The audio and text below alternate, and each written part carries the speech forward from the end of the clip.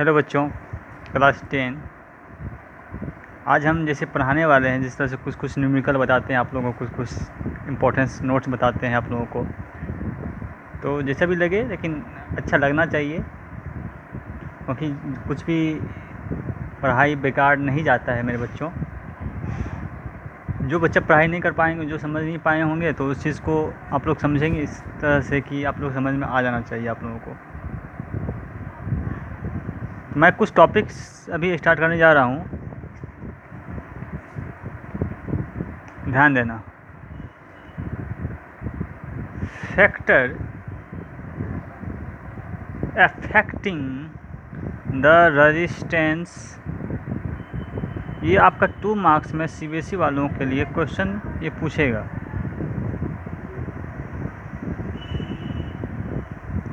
Resistance of conductor किस पे depend होता है?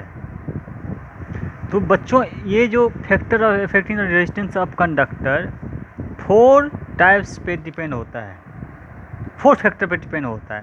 पहला, नेचर ऑफ कंडक्टर।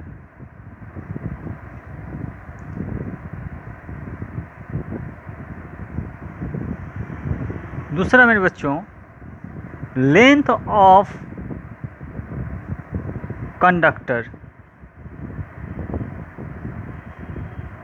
तीसरा बच्चों, थिकनेस ऑफ कंडक्टर। चौथा, टेम्परेचर ऑफ कंडक्टर। और आपके पास जो भी बुक हो उसको खोल लेना और समझना नेचर ऑफ कंडक्टर क्या होता है, लेंथ ऑफ कंडक्टर क्या होता है, थिकनेस ऑफ कंडक्टर क्या होता है, टेम्परेचर ऑफ कंडक्टर क्या होता है। मेरा एक ही भाषा में आप लोगों को मैं समझाना चाहता हूँ यहाँ पे कि बच्चों, नेचर ऑफ कंडक्टर में क्या होगा कि different substance have the difference concentration of free electron depends in material. जैसे कि कॉपर, लीड, एल्युमिनियम etc, ये हाई कंसंट्रेशन इलेक्ट्रॉन को फॉलो करता है नेचर ऑफ कंडक्टर में। तो जैसे कि हम लोग जानते हैं बच्चों कि बट सब्सटेंस से rubber, grass, wood etc have the negligible concentration of free electron, लेकिन very high resistance and called the insulator of the electricity. मेन बात क्या है कि नेचर ऑफ कंडक्टर हमेशा फ्री इलेक्ट्रॉन और कंडक्टर पे डिपेंड होता है, कंडक्टर इट्स मटेरियल पे डिपेंड होता है, जिसमें कि सब्सटेंस यूज होते हैं। फर्स्ट में एल्युमिनियम, पहले हम लोग सिल्वर जानते हैं, क्योंकि सिल्वर का हाई रेजिस्टिविटी जो होता है बहुत ही ज़्यादा होता है। अगर वायर में यूज़ करेंगे तो हम लोग बिक ही जाएंगे। सिल्वर का कितना हाई रेजिस्टिविटी होता है? 1.63 इंटू 10 का पावर -8 होता है। दूसरा का होता है बच्चों, दूसरा होता है कॉपर, यूज़ करते हैं हम लोग घरों में, इसका वैल्यू होता है 1.73 इंटू 10 का पावर -8। एल्युमिनियम भी हम लोग यूज़ करते हैं,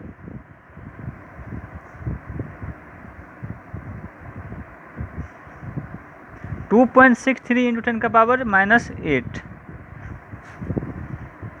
इतना ही हम लोग अभी जानेंगे, लेकिन जब हम लोग रेजिस्टिविटी पढ़ेंगे जैसे इसके बाद जैसे चलेंगे आगे, तो नेचर ऑफ कंडक्टर हमेशा silver, lead, copper, aluminium it is very high conduction of the electron, ये जितने भी हैं ना, ये हाई, बहुत ही ज़्यादा high concentration of free electron, ये फ्री इलेक्ट्रॉन को मूव करवाएगा। यानी आपका जो वायर होगा, अगर ये वायर आप लोग यूज़ करते हो अपने घरों में, तो बहुत फास्टली आपका इलेक्ट्रॉन मूव करने के बाद क्या करंट पास करेगा, एसी करंट पास करेगा, डीसी नहीं बच्चों, एसी करंट पास करेगा। यानी एसी का मतलब क्या हुआ? Alternating current. और उसके बाद हम जानेंगे क्या बच्चों, नेक्स्ट लेंथ ऑफ कंडक्टर। इसमें क्या होता है कि लॉन्ग कंडक्टर लेते हैं, nature of the collision will be more compare shorter one. Longer conductor offer more resistance, fact resistance of conductor is directly proportional to, यानी इसमें हो जाएगा R प्रोपोर्शनल टू L। अब क्या होता है, द सेम वायर डबल कर देते हैं, length is taken, the resistance of the wire get double हो जाता है। ध्यान रखना, सेम वायर जब हम लोग डबल करेंगे तो उसका लेंथ भी रेजिस्टेंस के साथ डबल हो जाएगा। किस में? तो लेंथ ऑफ कंडक्टर में बच्चों। Next, thickness of the conductor. जितना पतला वायर होगा बच्चों, थिकनेस ऑफ कंडक्टर, इसमें क्या होता है कि जितना इलेक्ट्रॉन गेट लार्जर एरिया में क्रॉस सेक्शन फ्लो अप करता है, उतना रेजिस्टेंस कम, लेस रेजिस्टेंस हो जाता है। अगर पतला वायर लगाते हो आप लोग इस यहाँ पे, थिकनेस ऑफ कंडक्टर, इसमें क्या होता है कि जानो the resistance of conductor is inversely proportional हो जाता है, क्योंकि आर प्रोपोर्शनल 1/a। ये क्या हुआ? Cross section of the area, flow of current. If a wire same length but double radius of area of cross section 4 times, अगर double करते हो तो दुगुना हो जाएगा, यानी 4 टाइम्स हो जाएगा। अगर आप 4 टाइम्स किए तो रेजिस्टेंस फाउंड 1/4 हो जाएगा। सॉरी, डबल होना 4 सही है, लेकिन यहाँ पे अगर जिससे हम डबल रेडियस करते हैं क्रॉस सेक्शन 4 टाइम्स बढ़ेगा, लेकिन रेजिस्टेंस क्या मिलेगा आपको? 1/4 मिलेगा। इफ़ द रेडियस ट्रिपल करते हैं क्रॉस सेक्शन बिकम्स 9 टाइम्स, यानी 3 × 3 कितना टाइम्स मिलेगा? 9 टाइम्स। तो रेजिस्टेंस बिकम्स कितना हो जाएगा? 1/9। ये रेजिस्टेंस है आपका, बिकम्स। अब क्रॉस सेक्शन में जब हम लोग 9 टाइम्स करते हैं, ट्रिपल करते हैं, 3 गुना करते हैं, तो 9 मिलता है, बिकम्स 9 टाइम्स आता है। रेजिस्टेंस क्या हो जाएगा बच्चों इसका? तो 1/9 हो जाएगा। नेक्स्ट बच्चों, बच्चा जी सब ध्यान से देखना, इस चीज़ को राइट डाउन करते हुए आगे बढ़ना। टेम्परेचर ऑफ कंडक्टर,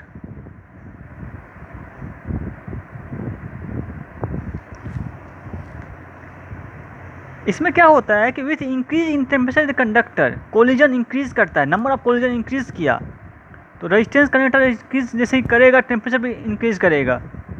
तो जैसे बल्ब हम लोग देखते हैं, मोर when the glowing that when the high temperature compared to when the not glowing in the cold। अगर बल्ब आपका फिलामेंट वाला बल्ब ले लो मेरे बच्चों, तो जैसे ही फिलामेंट वाला बल्ब होता है, इसमें क्या होता है आपका, ये पूरा बल्ब गर्म हो जाता है, हॉट हो जाता है। क्या हो जाता है? हॉट हो जाता है। हॉट होने के बाद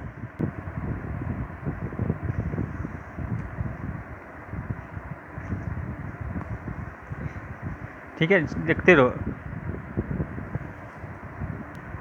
देखो टेम्परेचर ऑफ द कंडक्टर क्या बता रहे थे, बल्ब जैसे जैसे आपका हीट होगा, ये फिलामेंट बल्ब में ये हॉट होना स्टार्ट, मतलब गर्म होना स्टार्ट हो जाएगा, तो कोलिजन क्या हो जाएगा? इंक्रीज होगा, इलेक्ट्रॉन इंक्रीज होगा, motion of the electron increase होगा। क्यों होगा? क्योंकि the resistance filament of the bulb is more when it is glowing in high temperature as compare to that when the not glowing than the cold. जब हम लोग ये ठंडा हो जाएगा तो ये दिखाई देगा कि नहीं, ये बल्ब नहीं जल रहा है। तो मेरे कहने का मतलब क्या था कि ये 4 तरीक़ों से हम लोग factor affecting the resistance of conductor को निकाल सकते हैं। पहला बच्चों नेचर ऑफ कंडक्टर, दूसरा लेंथ ऑफ कंडक्टर, तीसरा थिकनेस ऑफ कंडक्टर, चौथा टेम्परेचर ऑफ कंडक्टर। ठीक है बच्चों, एक क्वेश्चन मैं आप लोगों को अभी जस्ट बताने वाला हूँ, इस पे ही, उस पर वो आप लोग देखना, उस चीज़ को राइट डाउन करना और इसको समझना फिर से वीडियो को। क्वेश्चन देखो बच्चों, will current flow more easily through a thick wire और थिन वायर। जब जैसे रेजिस्टिविटी, जब हम कुछ चीज़ें पढ़ेंगे रेजिस्टिविटी में तब बात को सामने आएगी ये से, लेकिन उस पर हम आपको बता रहे हैं कि जब पतला वायर हो और जब मोटा वायर हो तो तब क्या होता है। तो बच्चों जान लो, more easy through thick wire than through the thin wire, this is due to the reason of the resistance are of thick wire, large area of cross section ए।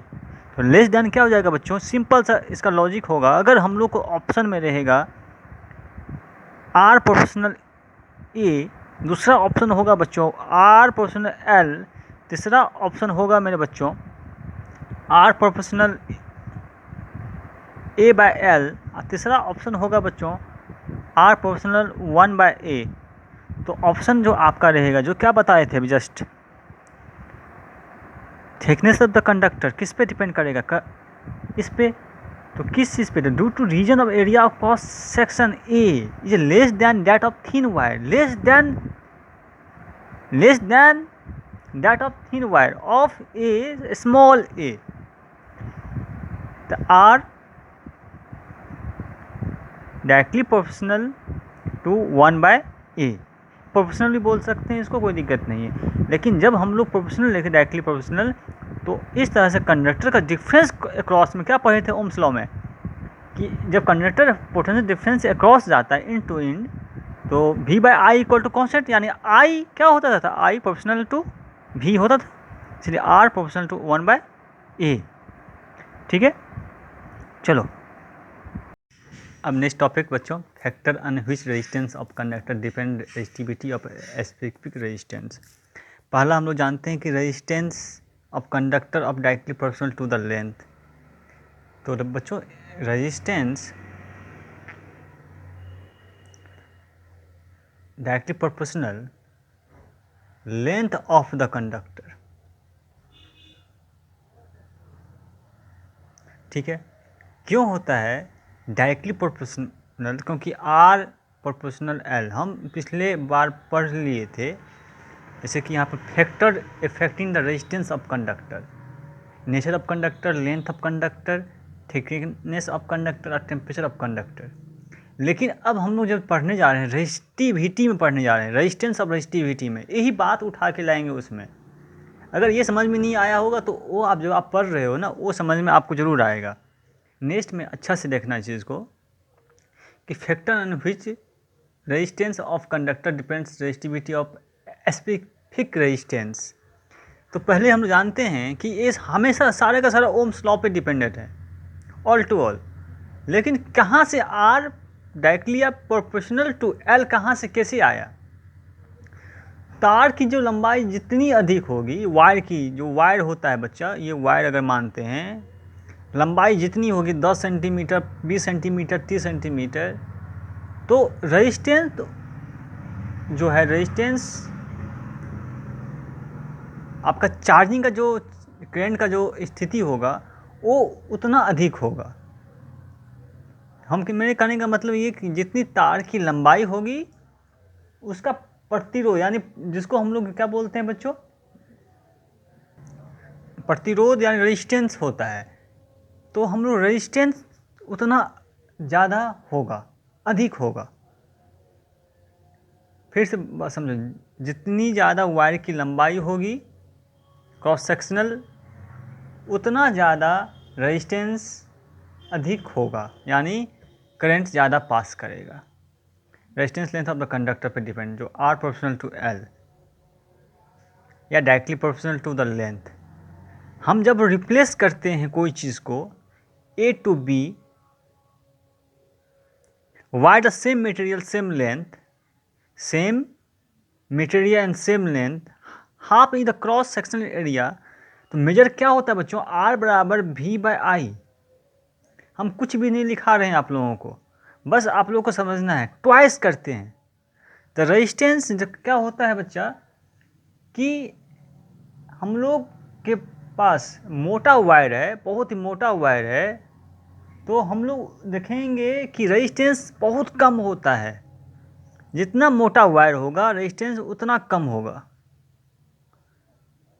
बड़ा छोटा नाला में पानी का स्थिति देखो, आप बड़ा नाला में पानी की स्थिति देखो, हाँ आता रहता है, और छोटा नाला में क्या धीरे धीरे थोड़ा सा पास करता रहता है। तो हम लोग क्या समझे कि अगर रेजिस्टेंस आपका क्या हो जाएगा, cross sectional area 1 cross sectional area कब होगा, जब इंक्रीज करेगा रेजिस्टेंस, इंक्रीज विथ द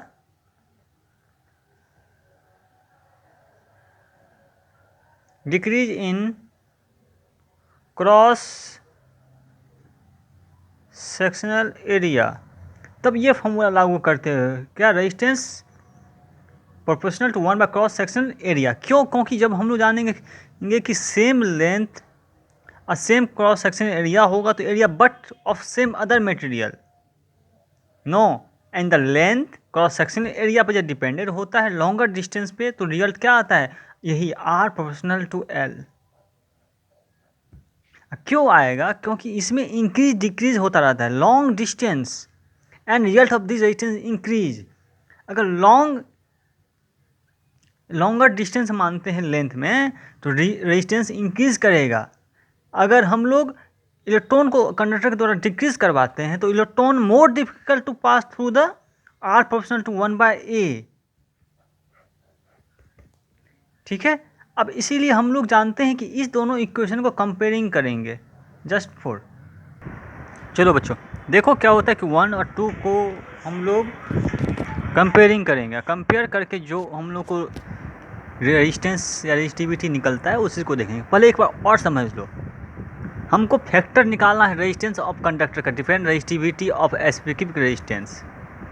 पहला होता है resistance of conductor directly proportional to length, इस पे डिपेंड करता है। मैंने अभी आप लोगों को बताया कि अगर वायर की जितनी लंबाई होगी उसका रेजिस्टेंस उतना अधिक होगा। अगर वायर जितना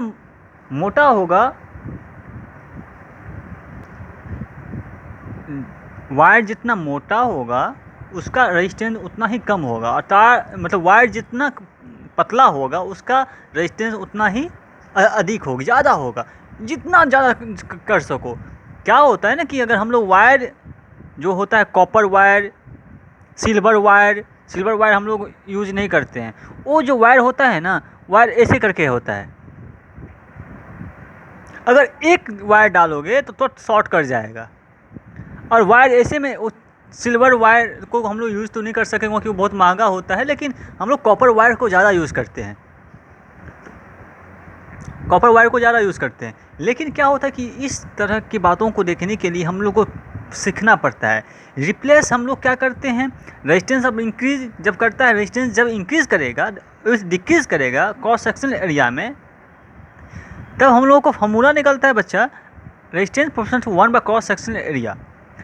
अब जब लेंथ पे डिपेंड करता है, ये लेंथ है R प्रोपोर्शनल टू L और दूसरा है cross sectional area R proportional to 1/A, तो क्या निकलेगा अब दिखा रहे हैं आप लोगों को। छोटा वाक्य हम आप लोगों को लिखा रहे हैं, इसको राइट डाउन करना है फेयर कॉपी में, ठीक है, जहाँ पर आप लोगों को लिखना है। जब हम एक्सपेरिमेंटली ऑब्जर्व करेंगे, इस बात को देखेंगे बच्चों, the resistance of a wire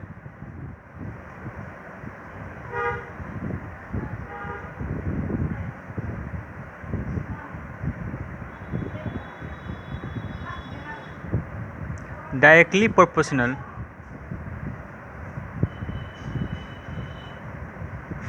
to its length that are proportional to L। ठीक है, अब सेकेंड में the resistance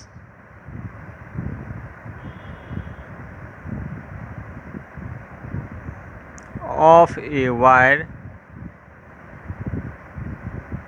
varies inversely as the area of cross section of the wire. That formula निकलता है R प्रोपोर्शनल टू 1/A, या और मानते हैं R प्रोपोर्शनल 1/A/R²। वैसे हम लोग इसी फॉर्मूला पर चलेंगे, छोटा a लिखो या बड़ा A लिखो, ठीक है, कोई दिक्कत नहीं है, चलेगा। Where R is the radius of the wire. अब हम लोग दोनों इक्वेशन को क्या करेंगे, कंपेयर करते हैं, उसके बाद वायर, ठीक है, रेडियस ऑफ द वायर। अब हम लोग कंपेयर करते हैं दोनों इक्वेशन को, यानी फर्स्ट इक्वेशन हुआ, सेकेंड इक्वेशन हुआ। कंपेयर करने के बाद हमको मिलता है बच्चों R प्रोपोर्शनल टू 1/A, लिख लो यहाँ पे, comparing equation 1 and 2, R proportional 1/A और R बराबर रो, इसको रो बोलेंगे, ध्यान रखना, रो 1/A या रो बराबर 1/R²। इसे ऐसे घुमा देते हैं ना, इसको रो बोलेंगे। Where rho is a constant, where rho is a constant which is called resistivity or specific resistance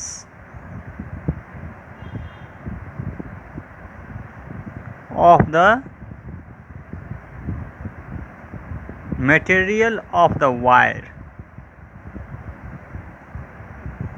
अब देखते रहो, हम लोग आगे चलते हैं।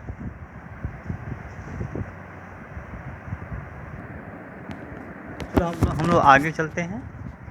अब बता दें बच्चों कि हम लोग जानते हैं कि rho is a constant proportional and is called the specific resistance of resistivity of conductor. फिर स्टार मार्क एक चीज़ और लिख लो, resistivity depends on the nature of the material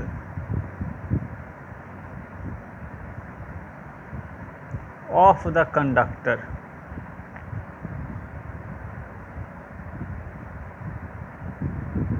ठीक है, अब हम लोग डिफिनीशन ऑफ रेजिस्टिविटी जानते हैं।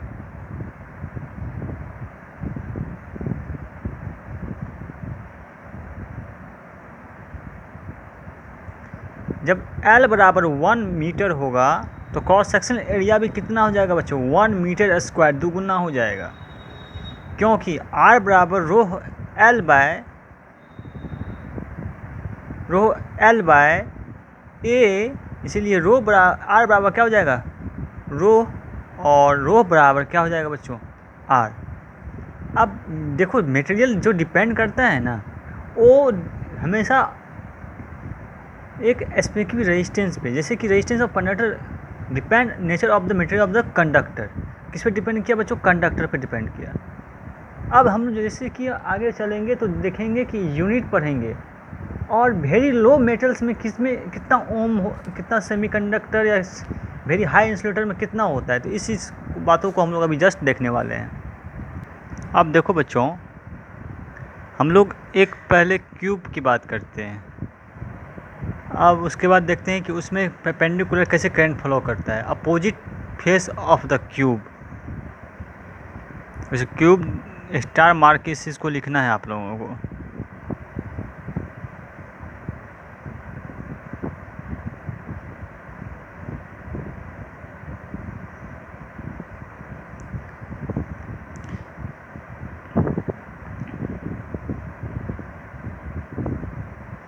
वन मीटर करंट का डायरेक्शन किधर है बच्चों, देखो किधर से करंट पास कर रहा है, यहाँ से, इसका भी 1 मीटर, इसका भी 1 मीटर। अब ये देखना है इसमें कि resistivity of material and the resistance of cube material of the side of 1 metre. जब एक साइड का 1 मीटर होगा तो इस सब साइड का कितना मीटर होगा बच्चों, 1 मीटर होगा। क्यों, क्योंकि इसमें एक बात कहता है कि resistivity of a material is defined as the resistance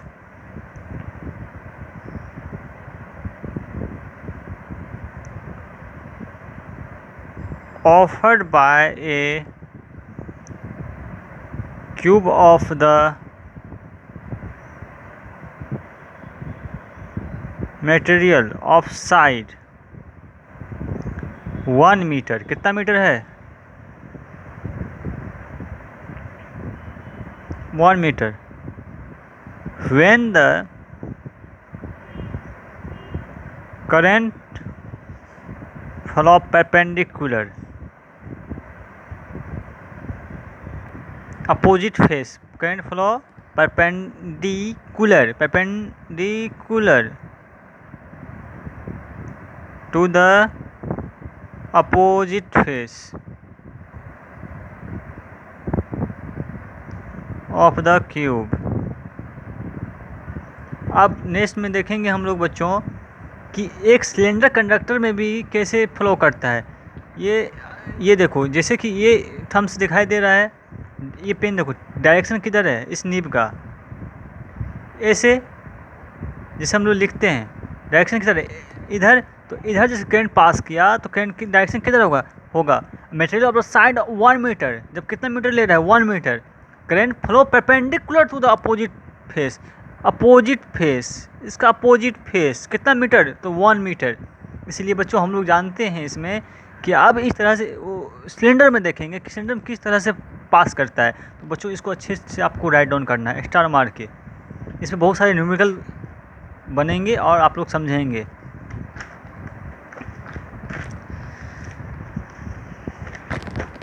ध्यान से देखना। अब एक क्यूब की बात करते हैं, सॉरी एक सिलेंडर की बात करते हैं। खोखला गोला का लेंगे,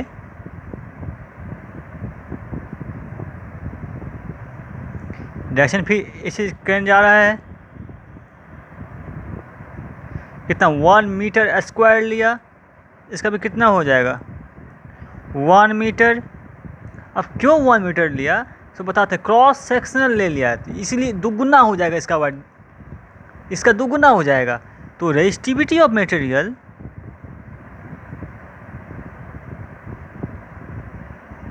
of A is also defined as the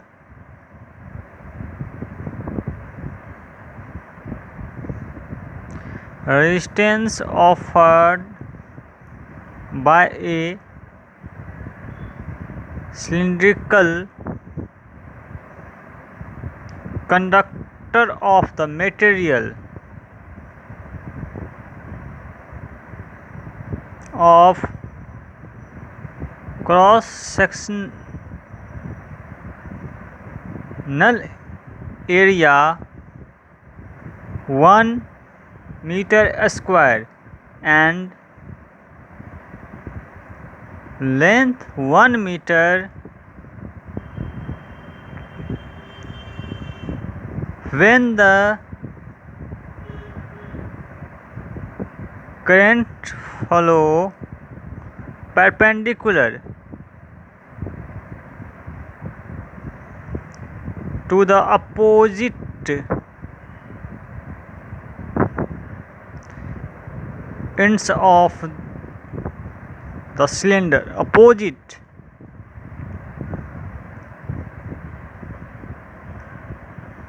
ठीक है। बात को फिर से समझो। Resistivity of material is also defined as the resistance offered by cylinder conductor of the material of cross sectional area 1 metre square. Cross जैसे 1 मीटर लेंगे, यहाँ पे दुगुना हो जाएगा 1 मीटर स्क्वायर, एरिया कितना 1 metre square and the length 1 metre when the current flow the perpendicular to the opposite side ends of the conductor. Direction देखो opposite flow कर रहा है कितना मीटर 1 मीटर स्क्वायर, लेकिन ends of the cylinder current flow perpendicular, इसके current flow in the perpendicular. Okay, आप जानते हैं बच्चों यूनिट ऑफ रेजिस्टिविटी आर बराबर रो एल बाय ए, इसीलिए रो बराबर बच्चों आर ए बाय एल। ये लिखाए थे, फिर से एक बार लिख लें, यूनिट में लिखा रहे हैं। लिखो unit unit of resistance is ohm. That of L is meter and of A is meter square. Unit of rho is ohm into meter square by ohm. एक mm गया, मतलब मीटर मीटर गया तो कितना बचा? एक बचा, तो ओम मीटर। इतना आपको अच्छे से राइट डाउन करो। और उसके बाद देखो न्यूमेरिकल जब बनाओगे ना तो सारे फार्मूला का यूज़ करेंगे। ध्यान देना है अभी भी बात को कि जब तक हम लोग जानेंगे जितना वायर की लंबाई होगी उतना ज़्यादा रेजिस्टेंस पैदा करेगा, और जितना मोटा वायर होगा उतना अधिक मतलब अधिक कम करंट पास करेगा। लेकिन पतला जितना वायर लोगे, थिन वायर, उतना आपको रेजिस्टेंस अधिक मिलेगा, यानी करंट ज़्यादा मिलेगा। तो इस बात को ध्यान में रखते हुए रेजिस्टिविटी ख़त्म कर दिया आज। लेकिन अब बहुत कुछ बाकी है अभी। Resistivity of some substance of 20 degree Celsius में क्या होगा, ये सब बात को हम लोग देखेंगे। और रेजिस्टिविटी कितना सबसे ज़्यादा किसका ज़्यादा होता है, चांदी का, कॉपर का, एल्युमिनियम का कितना होता है, ये सब बात को हम लोग ध्यान में रखेंगे। ठीक है, वेट, चलो बच्चों, आप थोड़ा सा लिखते हैं, आगे बात करते हैं। स्टार मार्कर लिख दो। टेम्परेचर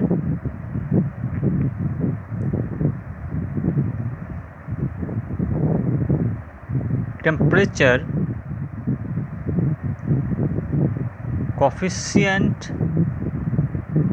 ऑफ रेजिस्टिविटी अल्फ़ा जानते हैं। ठीक है, लिख लो फिर, स्टार मार्क इसमें ही लिख लेना। The resistivity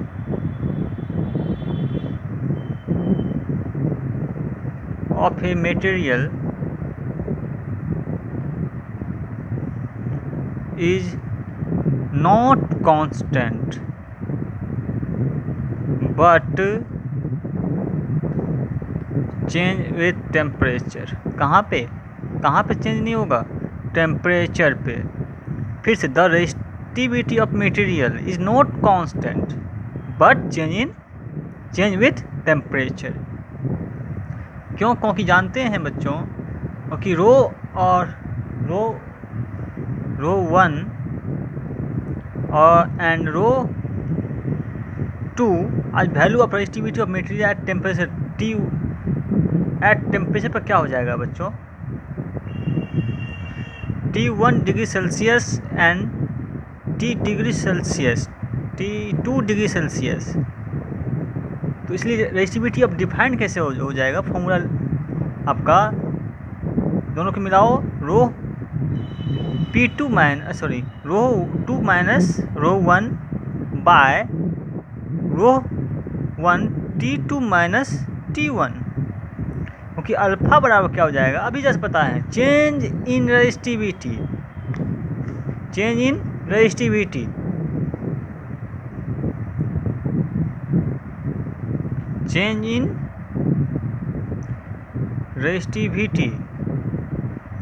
bye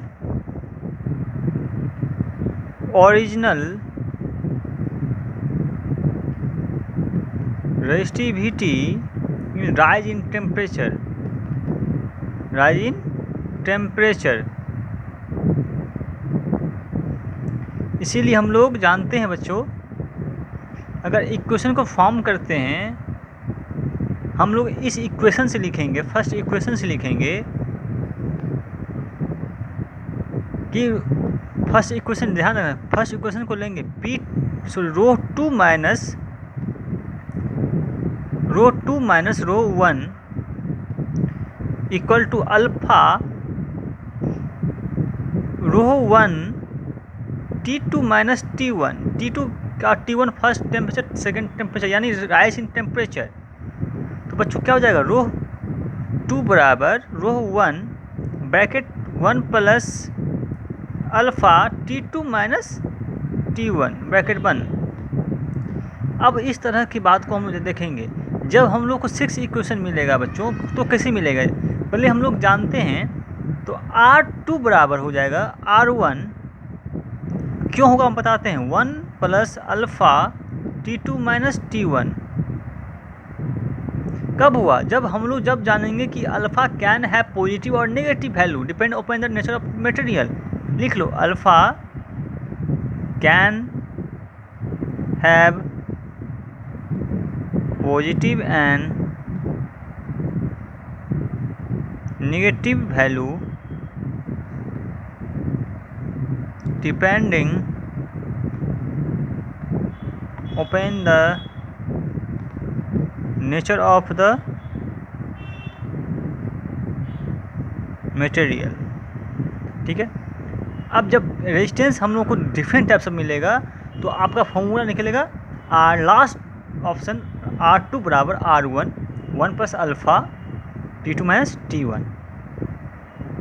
where R2 and R1 लिख लो बच्चों, where R2 and R1 the resistance of conductor at temperature कितना डिग्री सेल्सियस पे, T1 degree Celsius and T2 degree Celsius respectively. फिर से, where R1 and R2 are the resistance of the conductor at temperature T1 degree Celsius and T2 degree Celsius. Okay. अब इस पे हम लोग कल से हो सकता है तो आप लोगों को अच्छा से इस पर न्यूमेरिकल बनाना सिखाएंगे हम लोग इसी सब फार्मूला पे। जैसे कि अभी एक दो प्रॉब्लम को देखेंगे, उसके बाद इस वीडियो को रोक देंगे। चलो बच्चों, एक न्यूमेरिकल बनाते हैं रेजिस्टिविटी पे। The resistance of a wire length 80 centimetre and the uniform area of the cross section of 0.025 centimetre is found to be 1.50 ohm. Calculate the resistivity of the wire. Here, length of the wire L बराबर 80 centimetre length है। Cross sectional area of the wire A बराबर 0.025। ध्यान देखना क्या सब पूछ रहा है, सेंटीमीटर स्क्वायर। और रेजिस्टेंस ऑफ द वायर कितना है मेरे बच्चा, जहाँ पे ओम लगा है रेजिस्टेंस ऑफ द वायर, यानी वही से करंट फ्लो कर रहा है। R बराबर क्या मानोगे, लिख लो, resistance of the wire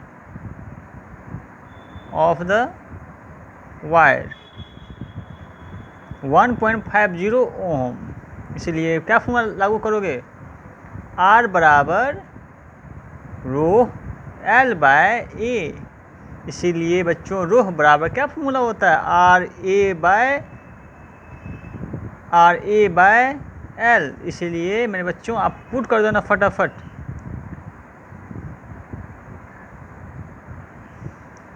one 1.5 into 0.025 resistance जितना है, क्रॉस सेक्शन एरिया जो जितना है, ए जितना है और रेजिस्टेंस जितना है, उस सबको पुट करते हुए जो फॉर्मूला आएगा सो आपका आंसर निकलेगा 0.000469 ओम सेंटीमीटर। तो इस चीज़ को आपको खुद से निकालना है। ठीक है, आपको पता है लेंथ इतना है, cross section area of the wire इतना है और रेजिस्टेंस इतना है। R बराबर रो L बाय ए, तो रो इक्वल क्या हो जाएगा, RA बाय L। इसलिए 1 पर इतना से गुना करने के बाद जो आएगा सो आपका आंसर निकलेगा। इसी भी और डिफरेंस क्वेश्चन को देखेंगे। ठीक है, तो तब तक आप लोग जितने आज पढ़ाया गया है उसको आप लोग राइट डाउन करेंगे कॉपी पे और याद करने की सारे फार्मूला की कोशिश करेंगे। बच्चों आज के लिए इतना ही। नेक्स्ट डे जैसे हम लोग पढ़ा रहे थे, बहुत आगे चले गए थे, लेकिन अब थोड़ा सा चलते हैं, थोड़ा रिवीजन करेंगे और एक न्यू टॉपिक स्टार्ट करने की कोशिश करेंगे। ओके बच्चों, बाय।